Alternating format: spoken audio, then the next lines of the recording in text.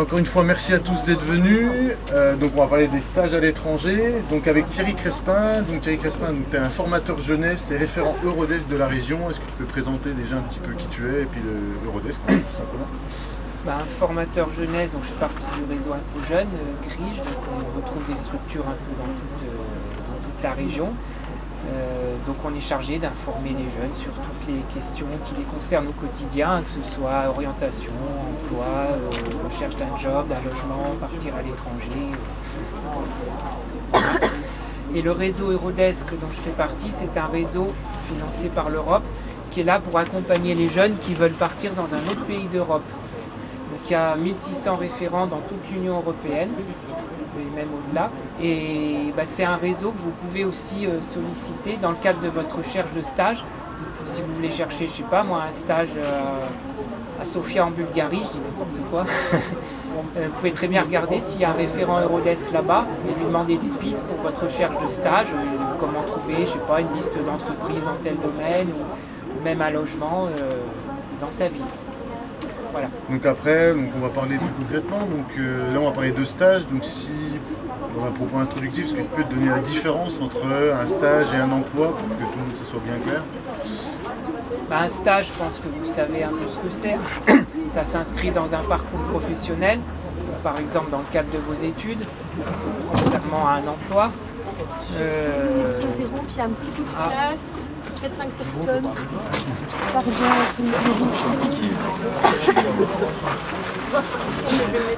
Voilà.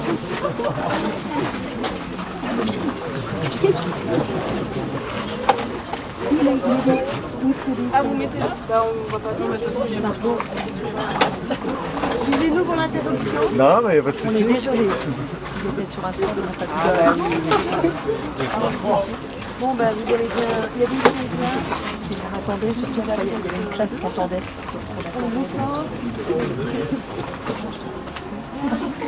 Les élèves.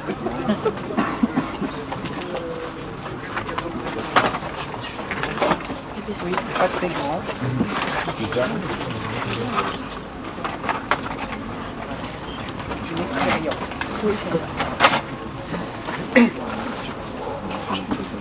Voilà, donc je disais, un stage, il faut une convention de stage. Donc ça peut se faire soit dans le cadre de vos études, mais sachez qu'il existe aussi des possibilités pour faire des stages après, notamment en tant que demandeur d'emploi. Il existe des possibilités de stage après les études. Il y a des programmes qui permettent ça. Donc c'est vrai que quand on pense au stage, et notamment que ce soit stage ou en tout cas des stages à l'étranger, il y a des plus professionnels personnels. Donc vous semblez a priori tous convaincus qu'un stage peut être intéressant. Juste rappeler pourquoi professionnellement c'est intéressant un stage à l'étranger comparé à un stage normal. Ça permet de. À l'étranger, ça permet de Alors, soit c'est dans le cadre de ses études, soit ça peut permettre aussi de tester quelque chose, un projet professionnel, ça permet d'améliorer, de progresser en langue, ça permet à l'étranger, ça permet d'apprendre à être plus autonome, découvrir de nouvelles cultures. Et du coup, tout à l'heure tu parlais de convention, donc dans le cadre de stage qui est dans le cadre des études, mais pas forcément. Ça fonctionne comment on l'obtient comment ça se passe? La convention de stage, soit si vous êtes, ça c'est votre cas, de toute façon vous êtes tous vous êtes tous en lycée, non? Si vous êtes dans un lycée ou une université ou autre, c'est avec votre établissement qu'il faut voir ça, c'est eux qui vous font la convention. Si vous êtes en dehors de vos études, alors, si vous êtes inscrite au Pôle emploi peut vous participer au programme Erasmus+, et peut vous envoyer en stage à l'étranger. Ou sinon, nous, Info Jeunes, on peut vous envoyer dans le cadre du programme Stage Monde financé par la région. Donc, vous disiez le programme... oui, voilà. Ah oui, t'as peut-être pas fini, pardon. Oui, le Stage Monde, des stages de 3 à 5 mois à l'étranger, avec une bourse de la région de 763 € par mois. Ça peut se faire dans le monde entier. Donc ça, c'est soit après vos études ou si vous voulez faire une coupure pendant vos études. Les stages monde, du coup, si on fait un petit focus là-dessus, c'est combien de temps et c'est pour qui exactement? Donc jeunes de 18 à 30 ans qui habitent en Bourgogne-Franche-Comté. Voilà. Et faut être inscrit au Pôle emploi avant le départ. Ça n'empêche pas que si vous revenez, vous pouvez reprendre des études. Hein. C'est pas parce que vous êtes inscrit au Pôle emploi que les études c'est fini. Hein. Et il faut avoir un projet, savoir dans quel domaine vous voulez faire le stage. Que le stage vous soit utile pour la suite de votre parcours. Alors, ça peut être soit parce que vous êtes déjà dans une branche et puis voilà, ou soit parce que vous voulez tester quelque chose pour voir si c'est vraiment ça que vous voulez faire. Okay. Et donc du coup, on va parler un petit peu de stage monde. Donc après, si on parle plus concrètement, si on veut partir à l'étranger, par quoi on commence, comment on s'y prend? Alors, je pense que c'est un peu ça que vous êtes venu chercher. Alors, donc pour faire un stage, donc la première chose c'est de savoir définir le contenu du stage. Alors ça vous allez le faire avec vos enseignants en général, en principe. Ensuite il faut choisir un pays. Donc là, comment on choisit? Il y a un certain nombre de critères à prendre en compte. Le premier auquel on pense, c'est la langue. Hein, parce qu'il faut quand même que si vous allez faire un stage en Allemagne et que vous ne parlez pas ni allemand ni anglais, ça va être compliqué. Donc soit un pays duquel vous parlez un peu la langue. Après, il y a pas mal de pays où on peut faire quand même des stages en anglais, même si ce n'est pas des pays anglophones. Parce que je sais que beaucoup veulent faire des stages dans des pays anglophones. Par exemple, toute l'Europe du Nord, la Norvège, la Suède, le Danemark, tous ces pays-là, la plupart des gens parlent anglais aussi. Et puis ceux qui parlent que français, ma foi, vous pouvez très bien faire. Il y a des très bons stages au Québec. Pourquoi pas en Belgique ou en Suisse, mais oui, il y a pas mal de il y a des possibilités au Québec par exemple. Après on peut très bien faire un stage sans forcément que ce soit qu'on connaisse par cœur la langue, sans être bilingue. On peut avoir ne serait-ce que des bases pour que le stage permette de développer la langue. Tout à fait. Après c'est voir entre soit je vais dans un pays où je parle pas trop bien la langue, donc je progresserai en langue, mais les tâches qu'on me confiera seront peut-être moins intéressantes. Soit je vais dans un pays où je maîtrise très bien la langue, ou un pays francophone, et là les tâches du stage sont vraiment à votre niveau, mais vous ne progresserez pas en langue. C'est à vous de voir, ça dépend de votre objectif.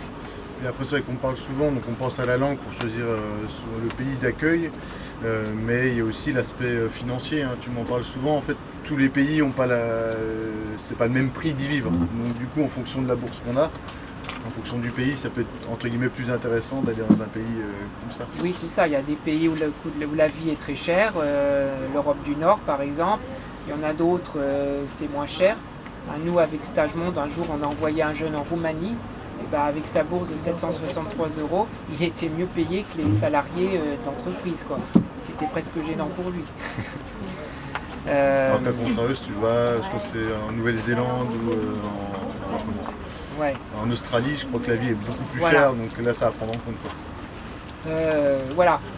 Vous pouvez aussi éviter les grandes villes. Les grandes villes sont toujours les plus chères. Donc visez des villes moyennes, des villes plus petites. Déjà il y aura peut-être moins de...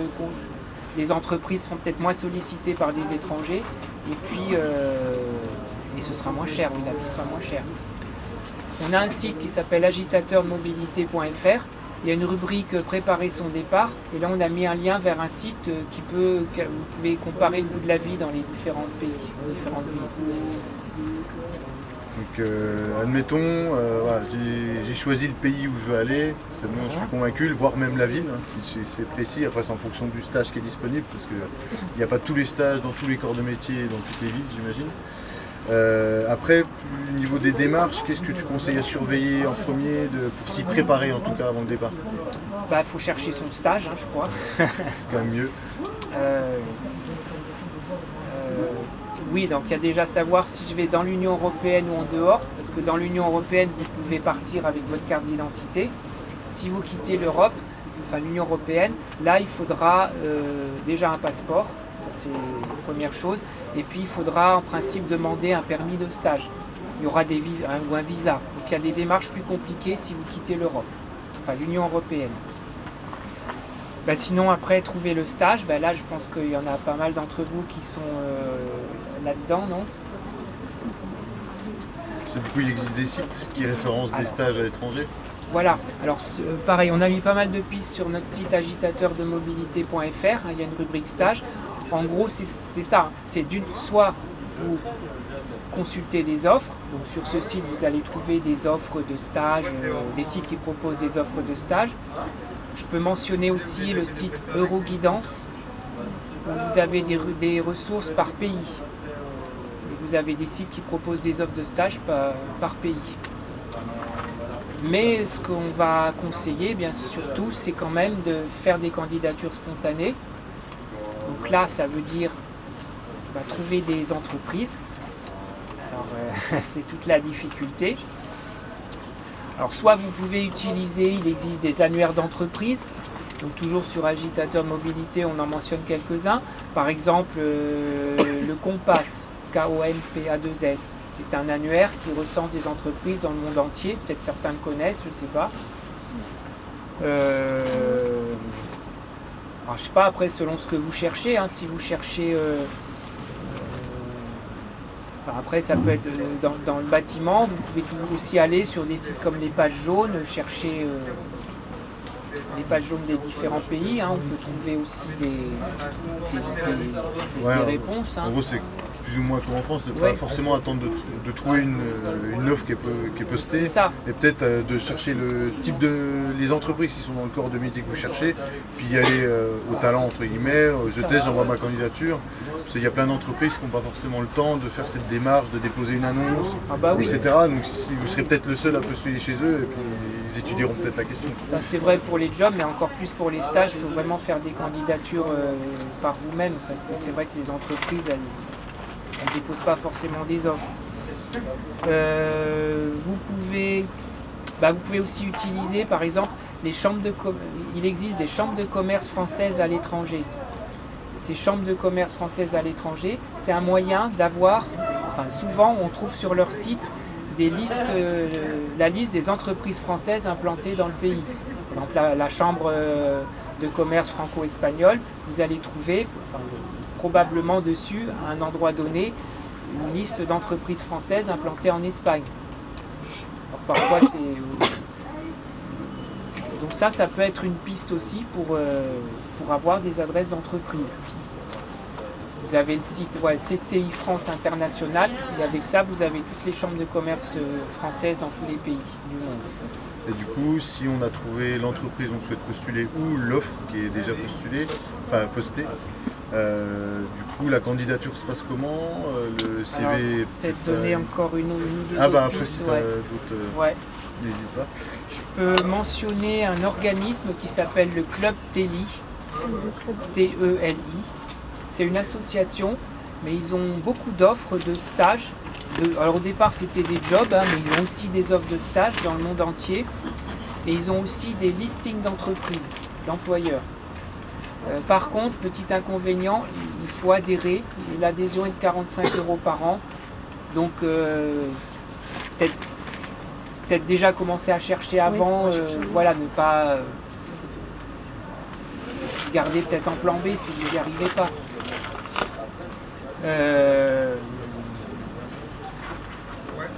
Vous pouvez utiliser, donc, comme je disais tout à l'heure, les référents du réseau Eurodesk. Vous allez sur le site eurodesk.eu, il y a une rubrique contact, et là vous avez la carte de tous les référents. Et là vous pouvez leur demander, par contre c'est mieux d'avoir des questions un peu précises. Comment je trouve une liste des agences de voyage à Malte par exemple.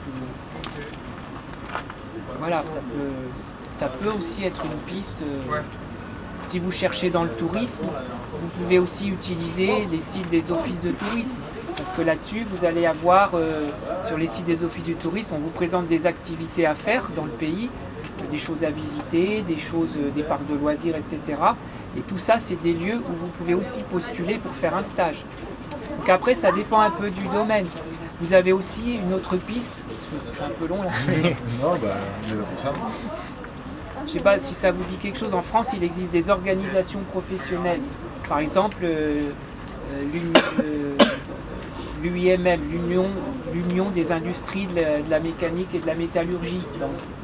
Mais il en existe des branches professionnelles qui regroupent en fait les entreprises d'un secteur. Donc, ce type d'organisation, ça existe aussi à l'étranger. Donc vous pouvez, alors il faut arriver à les trouver, donc soit avec Google, soit par Eurodesk, ou soit voilà. Et si vous trouvez par exemple la branche qui vous intéresse au Japon, au Canada ou ailleurs, et ben par ces branches-là, souvent vous pouvez avoir des listings d'entreprises, peut-être même des offres de stage, qui sait. Donc ça peut aussi être un moyen de trouver les organisations professionnelles comme ça. Donc, voilà quelques pistes. Après, je sais que c'est pas facile, mais... D'autres pistes Pour l'instant, non. Parce que, donc après, du coup, je te parlais tout à l'heure des candidatures. Donc, une fois que tu as trouvé ton stage, trouvé l'entreprise, etc., évidemment, il y a une candidature à faire, comme en France en fait. Donc en régel, c'est CV, lettre de motivation, on est à peu près sur le même schéma qu'on peut trouver en France. Après, juste à voir le CV, on n'envoie pas le même CV tel quel. Déjà, c'est ça. On ne peut pas seulement le traduire, mais c'est un peu plus. Donc déjà, l'idéal, c'est de le mettre dans la langue du pays, au minimum en anglais. Et après, effectivement, il faut l'adapter aux habitudes du pays. Si vous postulez au Canada ou aux États-Unis, par exemple, vous ne mettrez pas de photo, pas votre âge, parce qu'ils considèrent ça comme de la discrimination. Un CV allemand, il sera beaucoup plus détaillé qu'un CV français. Enfin voilà, Et puis... Mais du coup, tu sais où on peut retrouver ces particularités en fonction du pays? Est-ce qu'il y a des sites ou après simplement peut-être avec un référent Eurodesk directement? Oui, voilà, il doit y avoir quelques pistes sur le site Agitateur, mais j'avoue que je ne les ai pas en tête là. Après, vous tapez CV anglais dans Google, vous trouvez... Il y a Europro. En fait, il y a des CV déjà en ligne qui sont faciles. Oui, voilà, on trouve des CV en ligne déjà. Et conseil particulier pour la lettre de motivation, ou après c'est pareil, se renseigner en fonction de l'entreprise d'accueil, d'aller un peu plus loin que les simples motivations du coup de l'entreprise. Parce que là, dans la lettre de motivation, il faut à la fois dire pourquoi vous voulez dans cette entreprise-là, et voir même pourquoi dans ce pays. Enfin, vous venez quand même de loin. Donc pas juste dire c'est ça que je veux faire, mais pourquoi l'expérience au sein de l'entreprise sera intéressante pour vous. Et étant donné que vous êtes prêt à changer de pays pour aller faire votre stage, a priori, vous avez de quoi montrer que vous êtes motivé, techniquement. Parce qu'il y a quand même pas mal de démarches pour mettre tout en place, donc ça ne se fait pas en claquant des doigts, entre guillemets. Donc après, faut pas hésiter à multiplier les candidatures. Vraiment, faut pas hésiter à en envoyer beaucoup. Je sais pas, l'autre jour, j'ai vu une jeune, elle trouvait pas de stage, je lui dis vous avez déjà envoyé de candidature, elle me dit oui, j'en ai envoyé 20. Je lui dis c'est bien, mais il faut vraiment en envoyer plus, quoi. Oui, sachant que, comme on disait, s'il y a des refus, s'il y a un refus, il ne faut pas le prendre pour vous, c'est pas grave, il faut continuer. C'est pas parce que vous n'êtes pas bon, c'est normal, il y a beaucoup, voilà, c'est comme ça. Oui, puis en plus en fonction des dispositifs qui vous accompagnent pour partir, si on parlait de stage monde tout à l'heure, les dispositifs ont toujours un référent qui vous accompagne, qui ne vont pas trouver le stage pour vous, mais qui peut vous donner des conseils si ils voient que ça rame un peu, on n'a toujours pas trouvé, peut-être un peu démotivé, de dire faut pas hésiter. Et comme on disait, vous cherchez pas dans une seule ville. Si vous voulez partir au Québec, il n'y a pas que Montréal, il n'y a pas que Québec, il y a plusieurs villes, donc chaque ville a plusieurs entreprises, donc il ne faut pas hésiter à inonder un peu. Je sais pas s'il y en a qui sont étudiants à l'université. Non. En classe prépa. Ouais. Non, parce que les universités ont normalement des services d'accompagnement, mais je ne vais pas en parler si ça concerne personne ici. Voilà. Donc on a fait la candidature, si on est pris, après faut, autre chose à vous savez probablement, mais ne pas hésiter à relancer si vous n'avez pas de réponse. Alors une première fois éventuellement par mail, mais si vous pouvez, c'est mieux de téléphoner. Ou alors une première relance par mail et une autre par téléphone, mais n'hésitez pas à relancer, parce que ça, et à suivre vos candidatures. Ça, c'est important, faire des relances, parce que en général, sur le premier envoi, le taux de réponse il est quand même pas très important. Donc relancez et n'hésitez pas à prendre le téléphone à un moment donné si c'est possible, si vous vous sentez suffisamment à l'aise. Oui, c'est du coup forcément faut être dans la langue, Oui. la langue là-bas. Et du coup, donc là, admettons, la candidature est faite, on a trouvé le stage. Après, tu as peut-être des conseils après, parce qu'on part pas comme ça. Après, il faut s'occuper de ce passeport, permis de stage. Donc là, en général, on trouve une première info sur les sites des ambassades des différents pays. Et puis, il faut s'occuper de sa couverture sociale. Donc en général, si vous êtes en stage, vous gardez votre statut d'étudiant et vous garderez votre couverture sociale française, couverte par l'assurance maladie française, sauf si le stage est indemnisé au-delà d'un certain niveau. Là, vous serez couvert par le pays d'accueil. En général, je pense dans la plupart des cas, vous resterez affilié à la Sécu française. Il faut prévoir au niveau financier, prévenir sa banque, parce que s'ils voient qu'il y a des retraits depuis le Japon un jour comme ça, ils vont peut-être s'inquiéter. Après, la plupart des banques ont des dispositifs.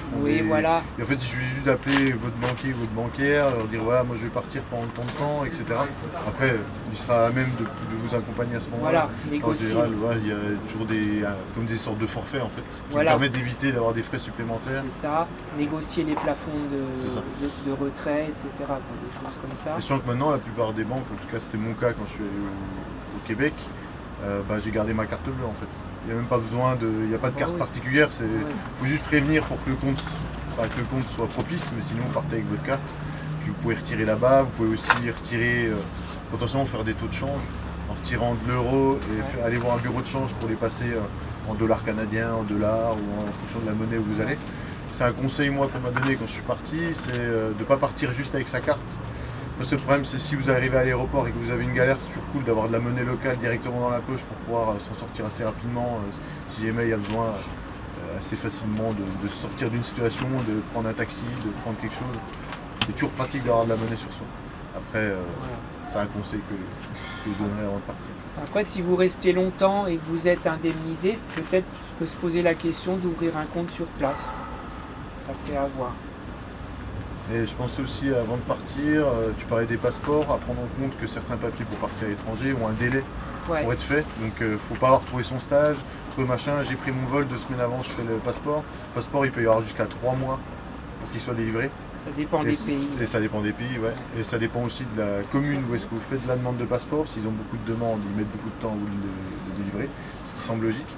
Mais si vous n'avez pas de passeport, vous ne partez pas pour certains pays. Donc ce sera non négociable. Et perdez pas votre passeport quand vous êtes là-bas. Le Canada, par exemple, qu'à partir du moment où vous avez trouvé le stage, il faut en général 6 à 8 semaines pour obtenir le visa. Il faut déjà avoir le passeport et le stage. Par contre, on vous conseille de ne pas prendre le billet d'avion tant que vous n'avez pas le visa. Parce que si jamais il y a... Les visas, ça dépend des pays. Oui, ça dépend des pays. Et si vous ne l'obtenez pas ou s'il y a un problème, vous aurez pas de billet d'avion pour vous. Puis après, oui. Après, non, je pensais au visa, ça dépend aussi il y a plusieurs types de visas en fonction de la durée, peut-être, en fonction du type d'emploi.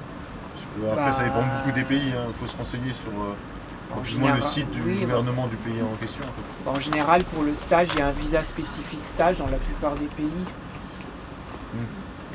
Donc pareil, il peut y avoir un délai pour l'avoir. Toujours pareil, il faut bien s'y prendre avant, sans forcément s'y prendre avant d'avoir le stage, mais au moins de se renseigner avant pour être sûr du niveau du timing, de délai, que vous soyez juste tranquille. Après, en fonction de la manière dont vous partez, le dispositif ou le référent qui va vous accompagner sera là pour vous prévenir dans tous les cas, vous le dire. Mais il faut que bien vous preniez le temps de ne pas avoir de mauvaises surprises pour ne pas vous retrouver bloqué à l'aéroport, de ne pas pouvoir partir à cause d'un visa, à cause d'un passeport, à cause d'un papier. C'est quand même bien malheureux de faire toutes ces démarches pour être bloqué là. Sinon, après, il y a la recherche d'un logement. Donc ça, vous pouvez vous faire soit aider par le réseau Eurodesk, soit la majorité des jeunes, beaucoup de jeunes partent en colocation. Vous pouvez aussi contacter s'il y a des résidences universitaires dans la ville où vous êtes. Donc, si vous êtes étudiant, il y a moyen des fois d'être logé comme ça. En Europe, il y a des associations ESN, les étudiants internationaux. Il y en a une qui était présente là dans le stand, dans le salon. Ils existent dans toutes les villes universitaires d'Europe, il y en a vraiment beaucoup. Ils peuvent vous donner plein de conseils aussi sur leur ville. Les offices du tourisme, des fois, peuvent donner des pistes sur le logement, ou en tout cas vous réorienter vers un organisme qui pourra vous aider. Sachant que c'est pareil en fonction du logement, du type de logement et du type de pays, enfin en fonction du pays où vous allez, le logement peut être plus ou moins cher. Donc c'est vrai qu'on disait certains dispositifs ont des aides financières pour vous accompagner, d'autres entreprises, il peut arriver que les entreprises vous donnent un revenu complémentaire, c'est pas forcément systématique, ou des avantages en nature. En fonction du pays, de l'entreprise d'accueil. Après ça sera au cas par cas, c'est assez compliqué de vous dire précisément après. Ça sera à voir, mais... Sinon, oui, on n'a pas parlé des bourses, mais ceux qui sont dans un établissement, vous êtes probablement informés. La région donne une bourse qui s'appelle Dynastage. Si le stage est intégré à vos études, la région verse une bourse qui s'appelle Dynastage. Il y en a pour les lycéens, pour les apprentis, pour les étudiants, en fonction des revenus de la famille. Si votre établissement fait partie du programme Erasmus+, vous pourrez obtenir une bourse Erasmus+, pour un stage, si c'est prévu dans votre établissement. Et normalement, pour les étudiants qui sont boursiers, ils peuvent toucher un complément quand ils partent à l'étranger. Ça s'appelle l'aide à la mobilité internationale. Normalement, ça c'est votre établissement qui peut vous informer. Pour ceux qui ne sont pas étudiants, il y a soit Stage Monde, comme je disais, soit le programme Erasmus+, de Pôle emploi. On va simplifier. Donc voilà, on va arriver à peu près à terme de cette demi-heure. Donc on va passer à si vous avez des questions, n'hésitez pas. Là, s'il y a un d'entre vous qui a une question bien particulière, etc. Après, Thierry pourra probablement y répondre. De toute façon, vous pouvez nous contacter par le biais du site agitateurmobilité.fr dans la rubrique besoin d'aide, une question. C'est moi qui les reçois, il y a moyen. On peut se reparler comme ça. Ou dans le réseau Info Jeunes de la région, à Dijon, Besançon ou ailleurs. Et puis vous pouvez aussi, sur Agitateur de mobilité, on a aussi les réseaux sociaux, on est présent sur Facebook et Instagram, donc Agitateur de mobilité. Et en fait, dessus on va publier des fois des petits tips, des petits conseils, il peut y avoir des offres de stage, pas mal de choses. Et vous pouvez très bien utiliser ces réseaux sociaux pour contacter, ce sera soit Thierry, soit Delphine, la collègue qui s'en occupe, qui pourra vous répondre, etc. Et si jamais vous avez vraiment besoin d'un accompagnement plus loin, il y a totalement la possibilité de préparer un entretien pour aller plus en détail si vous avez vraiment une demande particulière ou un truc un peu concret en tête. Voilà. Et si jamais aujourd'hui là vous avez des questions, Thierry est quand même au stand, donc n'hésitez pas à aller voir les stands, de toute façon ils sont là évidemment pour répondre aux questions. Pas de questions? Merci de nous avoir écoutés, j'espère qu'on a fait à peu près le tour du sujet, qu'on a répondu aux potentielles questions que vous avez. Et n'hésitez pas à aller sur le site. Une demi-heure, c'est vrai que c'est rapide. C'est ça, c'était un peu tout. Merci beaucoup. Et juste pour avoir tout, la conférence est finie. Du coup, ça vous a plu, vous avez fait le tour de tous les stands, c'est bien passé, etc. Vous avez pu voir pas mal de professionnels. Ah ouais, c'est sympa. Bon bah nickel. Non mais pas là et... De rien, merci beaucoup.